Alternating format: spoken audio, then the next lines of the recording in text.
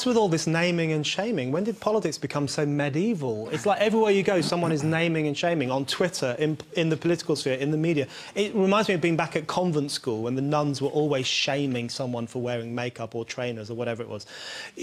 In my mind, this moralistic witch hunt of people who don't pay enough tax is actually a displacement activity from talking about the economic problems that are faced across the Western world. We're talking... Can I just make the point here that we're talking here about multinational corporations, of course, not individuals. No, but of course, and the same thing is happening in Britain, across Europe, and also to a certain extent in America. There's this idea that these people, these conglomerates, these corporations, these companies are evil. We have to hunt them down. We have to name them, shame them. We have to embarrass them.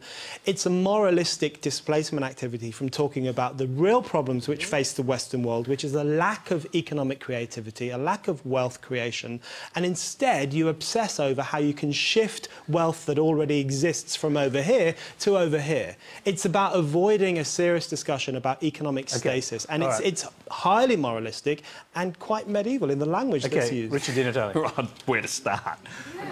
There's $400 billion of money going offshore, 60 billion of it going into tax havens, and we're having a debate around the GST and whether people should be slugged more for a loaf of bread, mainly a tax that impacts most on poor people. Of course, people who are earning mega profits here in Australia should pay their fair share. And there's nothing moral about it. It's a decent thing, and it's what the country needs if we're to deal with some of our revenue issues. Now, I have to say, I have to give credit to Christine Milne because she set up this inquiry, and we're having this debate now nationally because of the work that she did in the area. Kelly talks about the ATO and giving them more resources. Well, we've gutted the ATO. There have been hundreds of jobs slashed from the Australian Taxation Office. So now, the way these guys pay their tax is they sit in there with their lawyers, having a negotiation with a completely debilitated taxation office, and they negotiate what level of tax they want to pay. I mean, imagine going to your accountant and saying, well, you know what, I think I pay too much tax. Let's negotiate how much I can pay. So we've got to resource the Australian Taxation Office.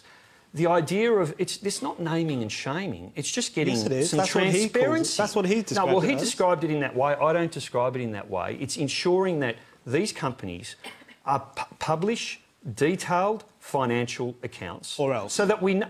Or else they'll be named and shamed. But how can it be fair? It's naming and shaming. It's not naming and shaming. It's actually transparency and information. As a libertarian and somebody who believes in market economics, surely asymmetry of information is something you're concerned about.